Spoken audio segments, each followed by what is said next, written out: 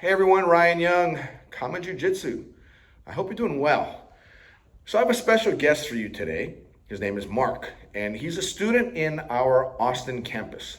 For those of you who don't know, KAATARO Jiu-Jitsu has 3 locations. We have Irvine, California, that's where Master Dave is. We have Flower Mound, Texas, that's where I am, and we have Austin, Texas, and that's run by one of our instructors, Ken Da Silva. So our Austin campus is a new campus, and we're building it up right now. We're getting a lot of great people coming in, and we'd love you to come in and visit us. But what I wanted to do is I wanted to share with you one of our members here. His name is Mark, and he lives in San Antonio. And San Antonio is how far? About 80 miles south of How long a Austin. drive is that? On a good day, it's about an hour and 40 minutes from the side of town that I come from. And on a bad day? It's about 2 hours and 30 minutes now because they cannot stop construction on 35. There's been construction for like the past 25 years. Same thing in Dallas. That's what happens when you live in a good state that everybody wants to move to, right? Yeah. So anywhere between an hour, 40 minutes, and 2.5 hours to get here. How many times a week do you train? I try for 3 right now because of my new job in San Antonio, playing at Fiesta, Texas, as one of the performers, down to two times a week. So between 2 and 3 times a week, and he's making a drive that ranges from an hour and 40 minutes to 2.5 hours. So many of you message me and say, hey, Ryan, I can't seem to find a place, so I'm stuck with this particular jiu-jitsu. Look at this gentleman. Look at his drive. I thought I had a long drive. No, he beats me out. There's no excuse, guys. You can do it, okay? But that's just part of the story that Mark brings. And Mark is an inspiring guy, and you'll know why in a second. So let me kind of go off to Mark right now. Why don't you give everybody your background before KAATARO Jiu-Jitsu? I think when this comes out, I will be 44. Okay. Just June 8th. I think the majority of my life, I've been a musician, professionally probably since late teens. It's pretty much all I've done. That and drum instructor, I think I've been teaching since I was about 15. And that's pretty much all I've done. Played music, toured, traveled, and currently I'm one of the performers at Fiesta, Texas, playing almost 5 days a week. Yeah. So you have a job just like everybody else does, right? So when I grew up, I'm 53 now, and when I grew up, I wanted to play heavy metal guitar. My whole thing was I wanted to move to LA, I wanted to be in the Hollywood scene, and I wanted to do the Whiskey A Go-Go and all the stuff, like all the Quiet Riot, Motley Crue, Rat, they all came out of, right?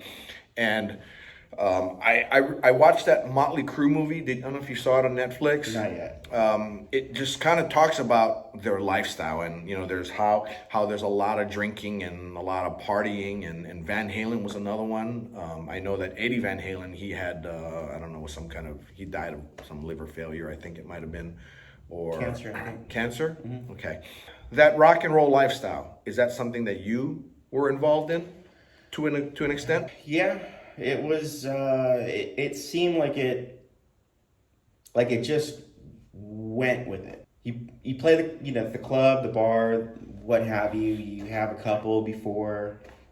People bring you drinks through the night. Hey, have a drink with me, and then it slowly progressed. It's alcohol is progressive. So through the years, it just kind of seemed like it was part of it, not really realizing how it was starting to snowball. Alcohol never affected my performance or my ability to teach or my ability to perform at a high level until maybe about 7 years ago. And then that's kind of where it started to snowball. It started to get out of hand. It got to the point where I was physically addicted to it, and got to the point where if my body didn't have it, I started suffering, withdrawals and whatnot, and ultimately ended up getting me into, I had to find help. I couldn't quit on my own at that time, and wound up in rehab after, you know, losing my gigs and losing my status and losing my ability to play and, you know, losing my apartment and my girl to another musician. You know, I guess your typical story that you hear, playing music and winding up in and out of rehab and whatnot. So we hear about a lot of celebrities ending up in rehab, and so you basically did that, what they're doing. So like Betty Ford Clinic and all that kind of stuff, right? But similar ones, but local ones, right? Okay, how many times did you go through rehab? Several times. I'd say over 5. Over 5 times? Over 5, I think. Okay, and so this started years ago, so you're drinking, you go into rehab, you're drinking, you go into rehab, and you mentioned earlier your body was addicted to it. What would happen to you when you stopped? When you said, okay, I'm done with this, I'm not gonna have any more, I lost everything, the drinking's a problem, I'm gonna stop. What would happen? The anxiety was bad. The shakes, the feeling like you don't quite know what's about to happen. There's like a fear of something, just super bad anxiety. But it's the physical withdrawals, the cramping, the shaking, the throwing up, the inability to even hold down an ice cube. And then what happens with that is through the throwing up and you're losing all your electrolytes and whatnot. And what would happen is my body would, just imagine like your full body becoming just one big cramp. Like I had broken ribs one time, falling off a stage, right? Drunk, of course. Broke my ribs, broke my back, broke my whatever the L's are, right? I would rather go through that again than what happens when you go through alcohol withdrawals. It is that excruciating. And still, the insanity of it is once you're better, you still continue. That's the insanity of alcoholism. So it's just like, say, a heroin addict. Yeah, except they can be sequestered off, locked in a room. They go through all the shakes. They're not going to die. They're not going to die. Whereas alcoholics who try to get out of that, if they were to be sequestered and locked in a padded room, you'd actually not make it out alive. Yeah, true. Holy smokes. All right, so you went through that at least 5 times. All right, so I'm assuming it was your final time that you had gone through it, and then somehow you contacted me. Yes. Funny thing is, prior to going into rehab that very last time, I started, for whatever reason, I think I was just searching. I was searching for something. I don't know what it was, but it was like I wanted to take jiu-jitsu. I wasn't doing anything during the day except for drinking, and I had it in my head that, you know, maybe if I trained every day, I don't know what it was. But that seed was planted. Going into rehab, I was there a total of 8 months that I was living at this rehab facility. All I owned at that time was what was in my locker. What was in my locker and in my little foot thingy. After the first initial 6 months, they allow you to give you your phone back. And I think at that point, I just started looking up what I was looking up prior to. I fell down one of the rabbit holes of what is the difference between all the jiu-jitsus? What's the difference between competition-based jiu-jitsu? What's the difference between all the styles that you hear about? And somehow I came across common jiu-jitsu. and started watching all the videos and whatnot. And at that point, Austin had not opened up yet. Okay. So I saw the flower mound, and sitting there, at night when we were in our little dorm room, I'd watch the videos and I would imagine, okay, how can I travel back and forth between, how can I travel back and forth to Dallas from San Antonio, or what could I possibly do to start taking Kama Jiu-Jitsu in Dallas, in Flower Mound, and then that went on for a couple of months or whatever, like just toying with that idea.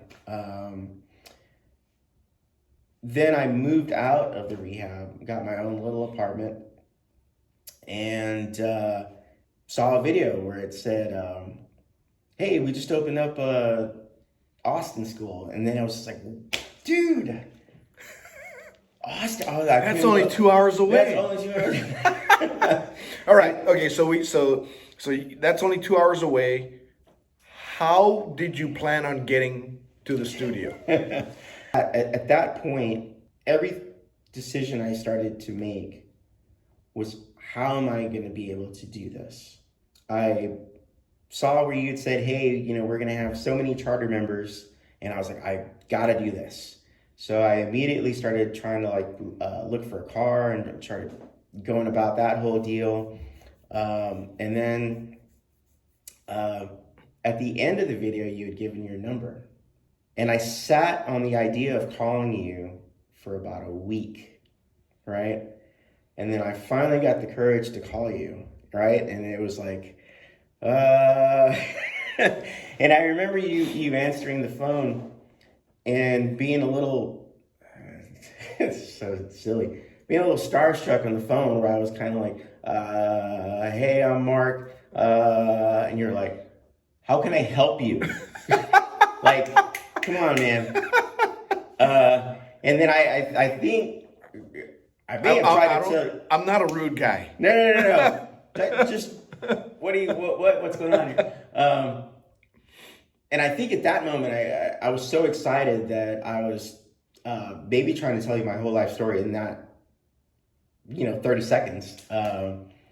But talking to you at that point, you gave me the info on what was going on. You had only a limited amount of members, and kind of basically gave me the info.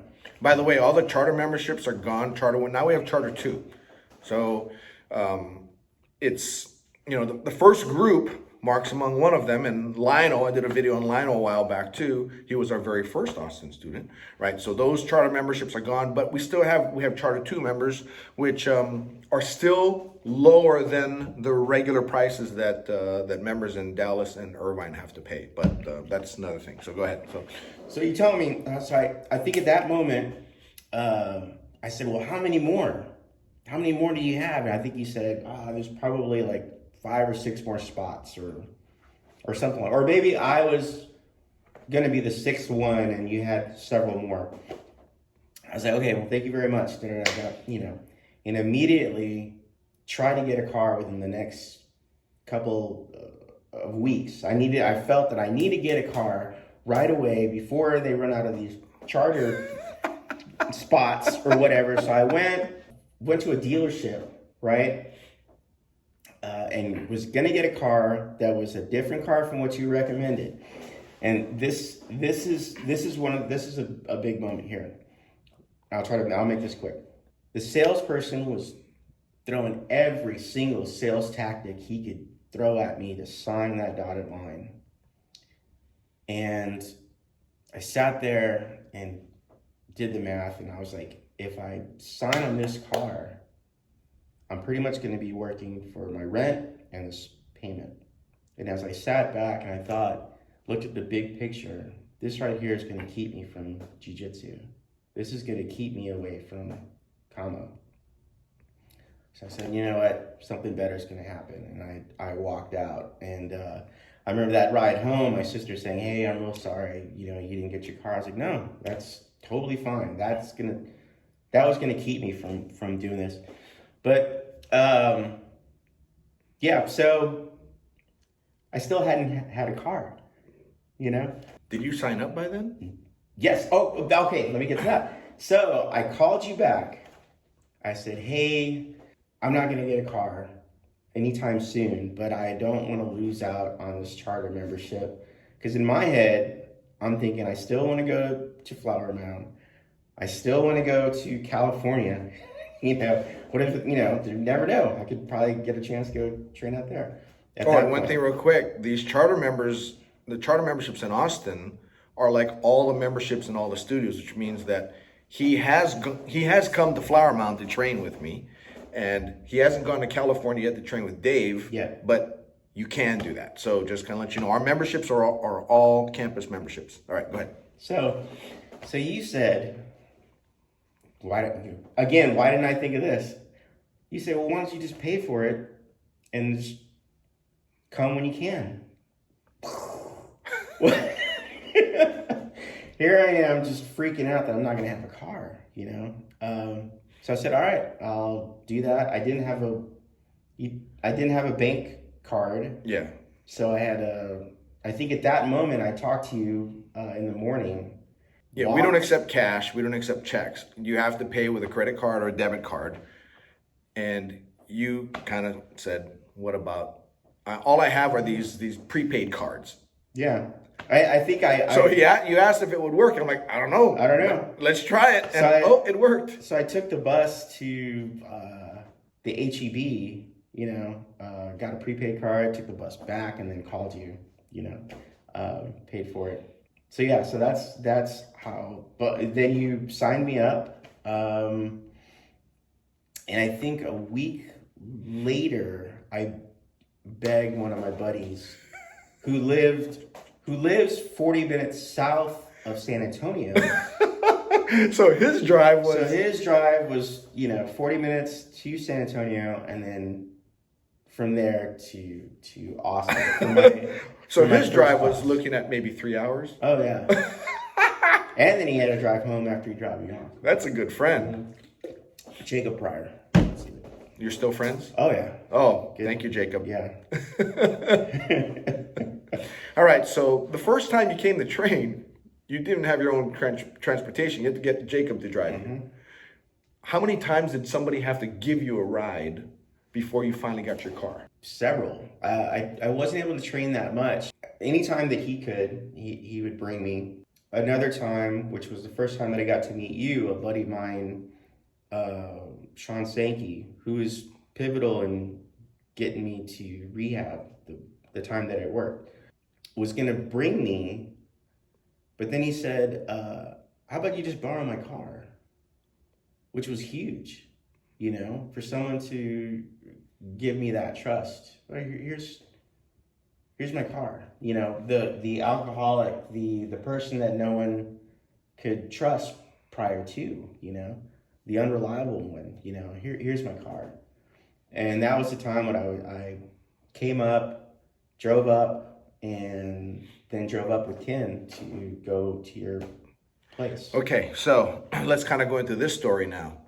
I don't know how many months this was, but Mark would call me every month to give me a new card number because that prepaid card would run out, and he'd say, I got another one yet. And he'd give me another card, and that would pay for his dues. And I have no idea where his money's coming from. It's not my job to judge or whatever. I just, if this is how you're going to pay this month, then okay, I collect it, and he trains. And I don't live in Austin. I live in Flower Mound. So I met him. Did I meet you then? Yeah, I did. No, I did. I met you before that. I've been to the studio. Yeah. So, or did I? No. No, okay. I hadn't even met him yet. So this is during COVID, and Ken, the guy who runs Austin, calls me and says, I want to bring some guys up to train at your house. He wants to expose them to, I guess, my teaching. So, but he goes, I'm going to come up and we're going to train at your house. So I said, okay, fine. And then I get a call from him. I'm actually coming up from Austin. I just missed him, I guess. I'm driving up from either Austin or College Station, and I stopped off at Pilot to get some gas, because I needed some gas. And while I'm pumping my gas, I get a call from Mark. And Mark is telling me, I need to give you a new card. They said that the same call I get every month. I need to give you a new card. And, oh, Ryan, by the way, this new card is a bank account. I finally got a bank account because I have some money. I think you had just gotten a job then as well. And I'm not sure if you had a job. I think you might have had a job. Mm-hmm. Yeah. And he tells me, oh, by the way, so kind of what's happening. So he's just kind of telling me what's happening, and he says, yeah, I got some money, and then I lost some weight, and kind of give me some problems. And I'm like, well, what is that? I go, that's a good thing. And why was it a problem that you lost weight? I was donating plasma. And you're donating plasma, why? Because that's how I was able to pay for my my Kama Jiu-Jitsu dues. Okay, so I'm on the phone, and I'm just like this. I'm horrified, right? Like, wait. You're donating blood plasma to pay for your Kama Jiu-Jitsu dues. And he says, yeah. And I'm thinking to myself, you're shitting me. And he's like, yeah. So I'm like, okay. So I get off the phone with him, and I call Ken, and I say, hey, Ken, you're coming up to my house this coming weekend. He says, yeah. And I said, Mark's got to come too. And he says, that can't happen. I go, why not? He says, well, first of all, the car is full, so there's no more seats in the car. And I said, okay, well then you're gonna have to kick somebody out because Mark's gotta come. And he says, okay, so let's say I can do that. Mark lives in San Antonio, right? I said, yeah, I know he lives in San Antonio, and if you need to get in your own car and drive to San Antonio to go pick him up, you need to make it happen. So Ken is like, okay. And I go, Ken, this needs to happen. Mark, I need to meet this Mark guy. He needs to come over to my house and train. So anyway, so it does happen. One of the students used his minivan instead. So Mark could fit in there. So they all got to the house, and that's where I got to meet Mark. And that's where I kind of took a liking to him personally, because I haven't met him before. It was only on the phone. And I didn't really know his whole story, but I did know some of it. And I myself am grateful to members who want to be part of this badly enough to do what he's done, especially coming from where he's come from in his life experience, having come from, there aren't that many people that I know of that have come from, were you homeless at all? Technically, yeah. Technically homeless. I mean, maybe not homeless out on the street, but maybe right. bouncing onto people's couches all over the place. Right. Yeah. It came to the point where, I was no longer welcomed. It's like, get out. Yeah. It's either that or yeah. And yet you still have friends like Jacob and Sean who are willing to give you another shot. Oh yeah, basically. And not only that, because you had been through rehab more than 5 times by right. then. Other people would have thought you're going to be in rehab soon again anyway. Right. Oh yeah. But the cool thing now is the majority of those relationships have been mended. That with my family, I have now what money can't buy. Yeah. So now your life today. Are you 100% sober? Yes. Not even a sip? Nothing? No No, urges to drink? 2 years, 2 years and 3 months. What has made it different this time? What's made this sobriety stick for you? That's a great question.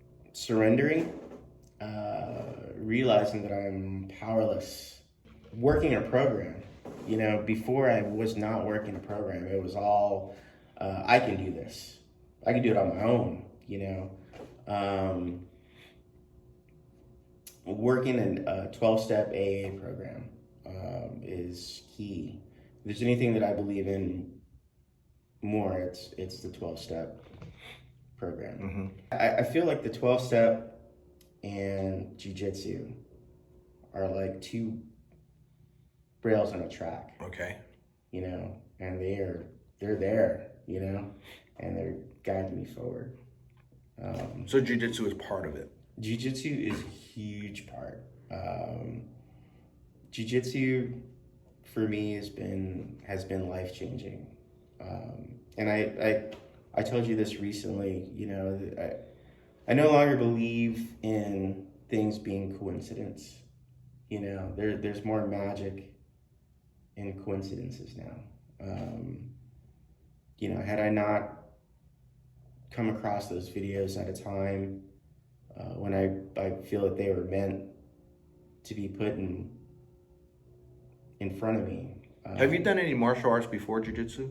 Oh, when I was a kid, Okay. back, I was probably 8, and it was like, kind of tournament type stuff. Did you watch the UFC before you started? Mm-hmm. Oh, okay, so you have watched it. And for some reason, you decided you wanted to do jiu-jitsu, not Muay Thai, not boxing, not wrestling. I was trying to think about that on the way over here. What was it? What was it about that it was jiu-jitsu, I know when I was younger, I had always thought, like, what's going to be the most effective martial art for me, for someone my size? Yeah. What would it be? And it's funny, about, this is probably like 2000, maybe 1999, back when we had like flyers or whatnot. I was working at Alabama Music Center just for a brief while, and some guy came in with flyers about jiu-jitsu and had the percentages of how it goes to the ground, it goes. And I thought, I'm gonna go check this out, and it was a little dojo, and I walked in there, and they were wearing it was just 2 guys sitting in there, and they were wearing like the 1989 Detroit Piston shorts, and it was super quiet, right? And they were just kind of like in like cross-eyed too. Okay. But they were super quiet, and he was just kind of shaking his head, no, yes, no. And it was like a library in there. And I just kind of sat there for a second, and I just thought, I don't know, and then I walked out. There was no interaction when I was there. They just didn't really acknowledge that I was there. I sat there for about 20 minutes, and I couldn't comprehend like really what was going on, and then That might have been a private lesson. May have been. Yeah. I'm not sure. But they didn't stop and talk to you, so. No, I just kind of like, all right, well. You could have been deep in the black belt by now. I could have been. Could have been, but had that happened, then I wouldn't be here. Yeah, of course. Yeah. But you had to go through all that. I had to go through all of that. One thing that I'm very much a believer in is that, as you said, there are no coincidences. And I say that you are where you are because you're supposed to be here. A lot of times we think to ourselves, somebody asked, and we talked about this last time I was here. If somebody were to ask me, hey, Ryan, if you could do things any differently, would you? If you asked me this a few years ago, I probably would have said, yeah, I wish I would have done this and this and this and this differently. But now it's no. There are many regrets I have in my life, a lot of them. However, those regrets, both the good and the bad things that I've been through in life, brought me right here to this moment, in which I'm talking to you guys and I'm talking to Mark, and and Mark is here. But what I am a believer in also is that you take your life experience and use it to help somebody somehow, some way. It could be something that you were fortunate to have been through, so now you can help them, or it could be something that's been unfortunate that you had to go through, but now you can help someone else. And it's funny because, I tell this to the Flower Mound students all the time, that Kama Jiu-Jitsu has been a blessed organization, right? I'm blessed to have met Dave. I'm blessed to have gone through the jiu-jitsu journey that I have with all the Gracies. And I'm blessed to have been moved to Flower Mound, Texas, of all places, and open the school. Of all places, why Flower Mound, Texas? I have no idea. It just kind of worked out that way. And we've been able to help a lot of people and change lives. And experiences like what we've been experiencing with Mark, I wish I could have these every single day. They are not your average interaction that we have here at Kama Jiu-Jitsu, at least as far as I know, because students don't often go into their personal lives with me to the degree that Mark has. But my hope is that bringing Mark's story to you will help you, or it would help somebody you know, and inspire you that it could be jujitsu, it could be anything else, but inspire you to try to be better. Um, Not to say that you're not good, just to make yourself 1% better every day. And that's kind of like my philosophy. Am I better today than I was yesterday? And it could be in anything. It could be in how you eat. It could be how you speak to someone. It could be, I'm trying to give you guys a better video format, and and that's why we're doing. We've got 2 cameras going right now. It's anything. It doesn't matter. Just try to be better today than you were yesterday, or try to help somebody. That's exactly it. That's the parallel to the 12 step. Mm-hmm. It's just trying to be better, just being better than you were yesterday. That continued growth daily, that is huge. When I get done training, even though I get smashed or whatnot, when I'm getting out of here and I'm on that long road home, I have that feeling of like, I want to be better. It makes you want to be better all around in every aspect of your life. You just want to be better. And then being around the guys too, everyone, that sense of camaraderie and fellowship that we have here is the same thing that I have in the recovery program. We're all here to support each other and to make each other better and grow and push ourselves. I think it's jiu-jitsu and the recovery stuff. It's the recovery is not so much about not drinking. It's about how to live life on life's terms, and I think jiu-jitsu does the same thing. It's how to live life, without trying to sound so hokey about it, but it really is, and I love what we have here. I love that we're all, I go to Flower Mound, I see the camaraderie there, and I see like how family it is here, is there, and I think us here, it's starting to become that. Yeah, Ken is certainly building that. And, we're always welcoming new family members. That's so cliche, but it kind of is. I mean, these are friends that you'll develop, your friendships you'll develop, and they'll be close friendships.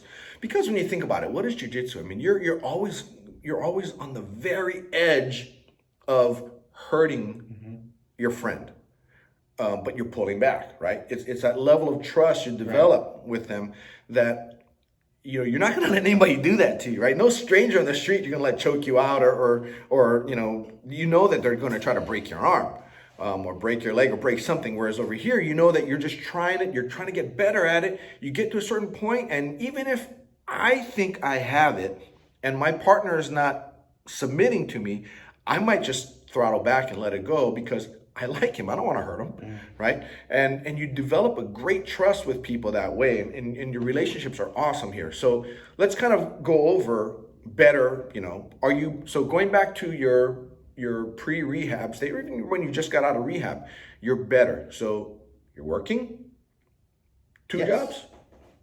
Well, 3 if you want to. So 3 jobs. So from no jobs to 3 jobs. 3 jobs. You have a vehicle. I have a very nice vehicle. You have a place to live.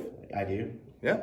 And you're not drinking. Nope. And have you mended some relationships that went bust because of the drinking? Yeah. I like I said before, like the relationship that I have with my family now, the relationship that I have with friends that I've hurt, there's one in the making that that I'm still waiting to mend. Okay. I have everything that I wanted and more.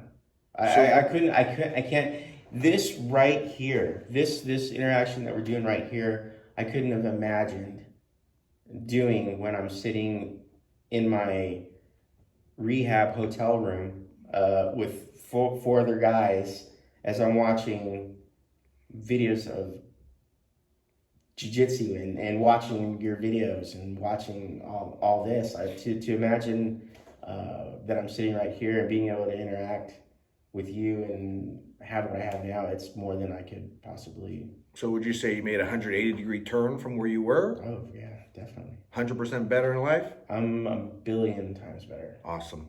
All right. So that's kind of what I wanted to bring to you. And this story is not unique. I mean, there are other stories that are just like this that Jiu-Jitsu has done. Now, is Jiu-Jitsu special in that way? I think so, but really, I'm kind of biased. You know, others of you may say, well, you know, this has done that, this has done that, right? You know, I know that the military has changed a lot of lives for a lot of people, and you know, we do value our veterans, and we have a lot of veterans here, in fact. But you know, the thing is, though, that being that it's not unique, is that it's what you look at in life. And my hope for you is that you're at the place that you want to be, because like it or not, you're already here. And try to be better tomorrow than you were today, or even try to be better today than you were yesterday, rather than don't worry about tomorrow, just think about it today. And come by, you know, and if you got to this point in the video, you know, go ahead and like it and subscribe it if you do. If you don't like it, give me a thumbs down. Everybody does that for some reason, whatever. I'm good with that too. But if you feel that this can help someone, please share the video. It'll help them, hopefully. And if it's one of those things you go, you know, it's just so many things that won't help. Well, look, he's been through rehab at least 5 times. And as long as he didn't give up, he kept trying, he kept trying, he kept trying. Eventually, one of them will stick when you're ready. And he was ready, and he's turned his life around. And I hope only the best for every one of you. Last words? Don't be afraid to ask for help. It's You have an Instagram you want anybody to come follow you on? Drummy Gonzalez. Drummy Gonzalez. Yeah, I got like 2 pictures. Yeah. All right. That's all I got for you. Take care. Happy training. Bye now.